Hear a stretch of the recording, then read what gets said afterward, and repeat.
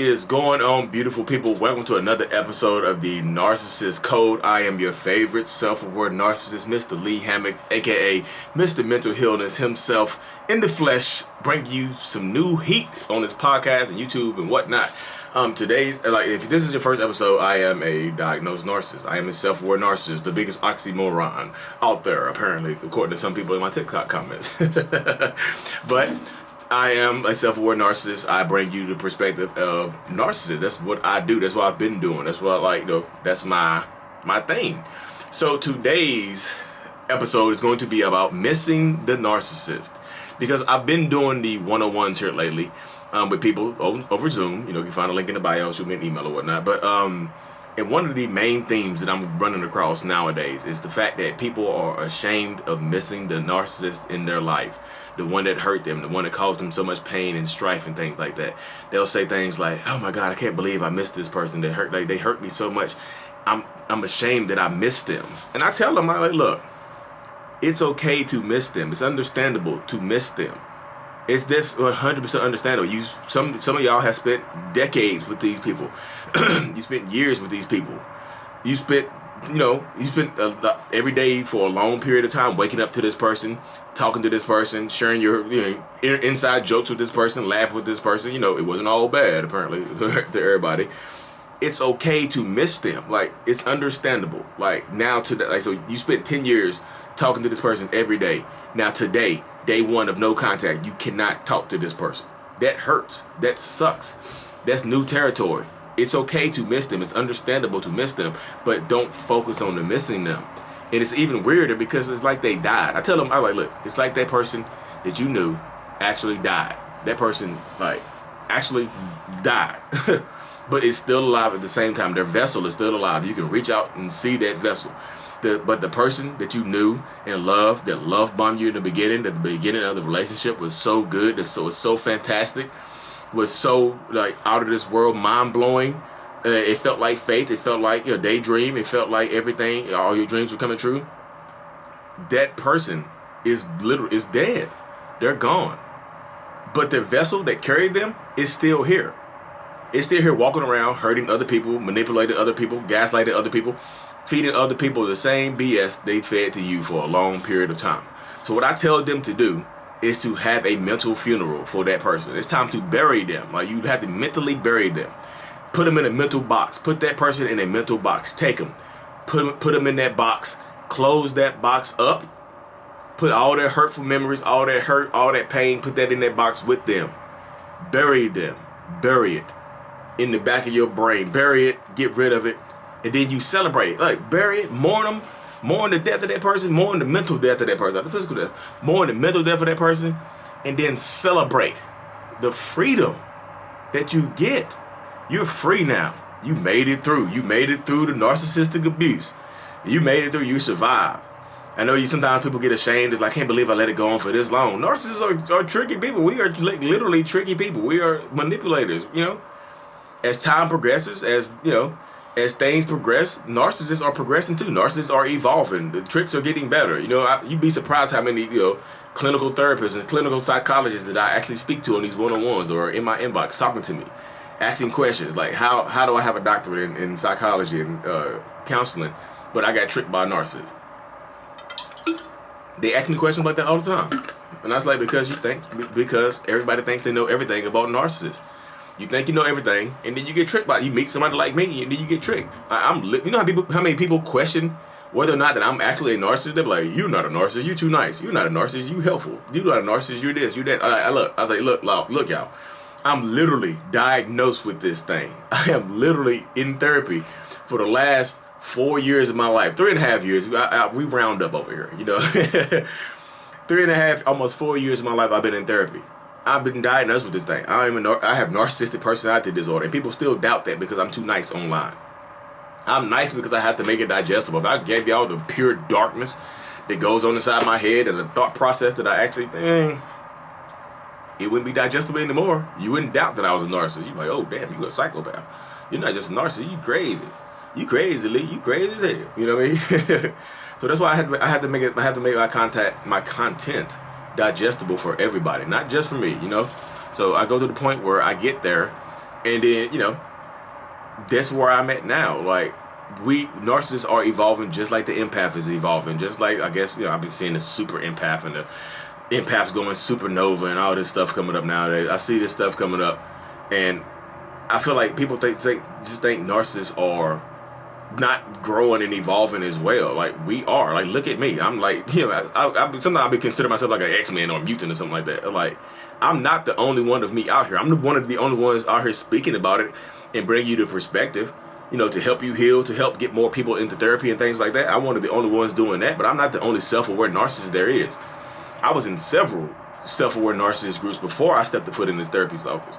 I would like, before I got diagnosed, I was in several self-aware narcissist groups before I got diagnosed. There were hundreds of people in those groups from around the world talking about being diagnosed with narcissistic personality disorder, talking about it, being in there. Oh my goodness, I can't, like, it's like every time somebody came in those rooms and stuff like that, the first thing out their mouth was like utter sadness that they had got diagnosed with something that was made them evil. And I was like, man, I'm not evil. I'm good. Man, look, I'm getting out of this group. I'm gonna change the perspective. And that's why I started doing what I'm doing now. I was like, I'm not evil. You're not gonna label me as evil. You can try, prove it. So like I said, the narcissists are evolving as well. So like, it's okay to miss somebody that you have kids with. It's okay to miss them.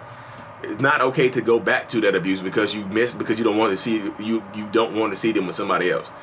Oh my God, I don't want to see them give somebody else everything that they promised to give me. They wasn't going to give it to you anyway. They spent 20 years not giving it to you. Why are you worried about them giving it to somebody else? Let them go trick somebody else with what you like. Because like, look. A narcissist will take what they learned from you.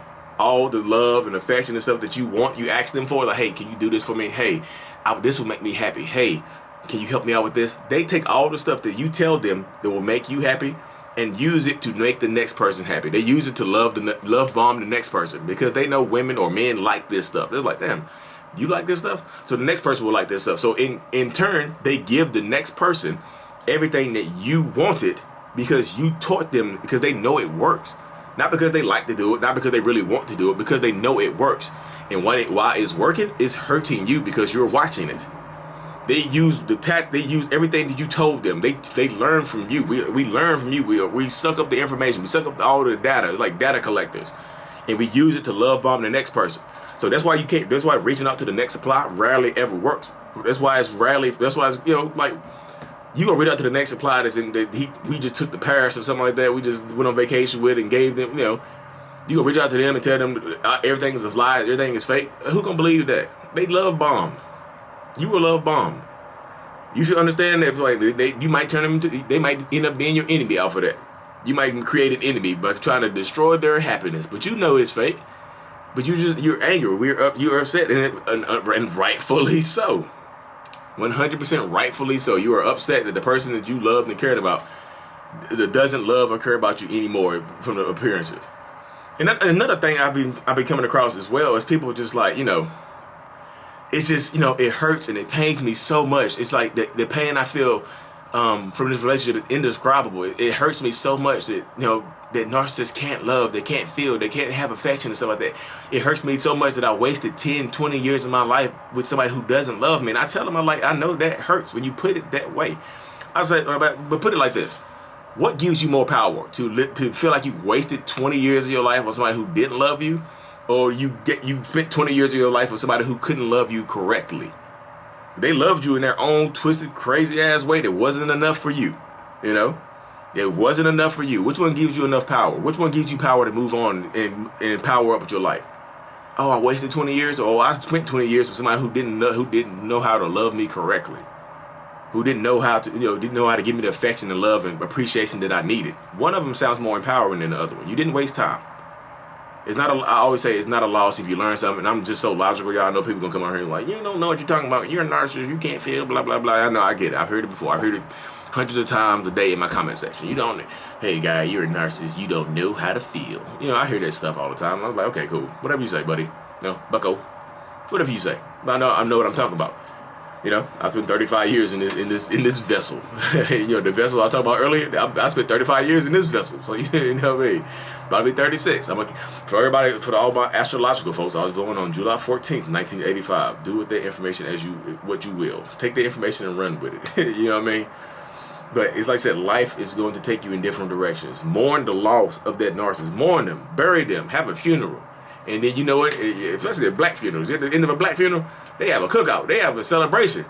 You have a cookout. It's time for you to have a cookout, barbecue, go to the boat, do something to celebrate, go have a hot girl summer like the lady I talked to this morning. She said she's gonna have she mentally buried her narcissist, and she's gonna have a hot girl summer in Florida. So enjoy, celebrate your freedom. I know you don't feel free right now because the ties and the bonds of the narcissist run deep in you, and they're gonna run deep for a long time. I wish I could tell you, hey, tomorrow you'll be fully healed. But I can't do that. Because I could do that, but it'd be a damn lie. There's no time limit on your healing. Don't put a time limit on your healing. Don't compare your healing process to somebody else's healing process, because that'll make you feel so far behind. Oh, that person has moved on 3 months. Now I'm in 10 months. I'm pathetic. I'm 10 months behind, you know. Don't compare yourself to somebody else. Just don't do it. You're on your own healing journey. This is your own personal journey, and that goes for men and women. So tomorrow on my TikTok, I'm interviewing a man named Kyle who dealt with a female narcissist. So we're gonna get the other perspective, because I think people sort of lean to the think that I'm just the male feminist and I'm out here just trying to bash men. I was like, no, this is a mental health disorder that just happens to affect more men than women. It's more prevalent in men. You know, it's prevalent in me. I can give you my perspective. I can't give a woman's perspective. I can just give you a man's perspective. But anyways, y'all, thank y'all for tuning in. I know it's running a little bit long. I know people like me doing the longer ones, but today, I just want to get a YouTube video up.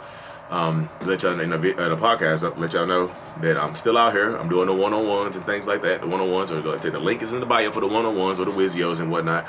I'm so thankful for all the love and support that y'all provide me. Tune in, like, subscribe, share this thing in the groups and whatnot, and let me know what you think. Like I said, mental Healness. You know, you can follow me on TikTok at mental Healness, Instagram at mental Healness with an extra S, because I think Miss Melanie, she has mental illness on there. But anyways, thank y'all so much for tuning in. I'm very super appreciative of everybody, of all the love, of all the comments, everything. You know, let's continue to let's heal together. Heal talk. Let's go. Bye. Peace.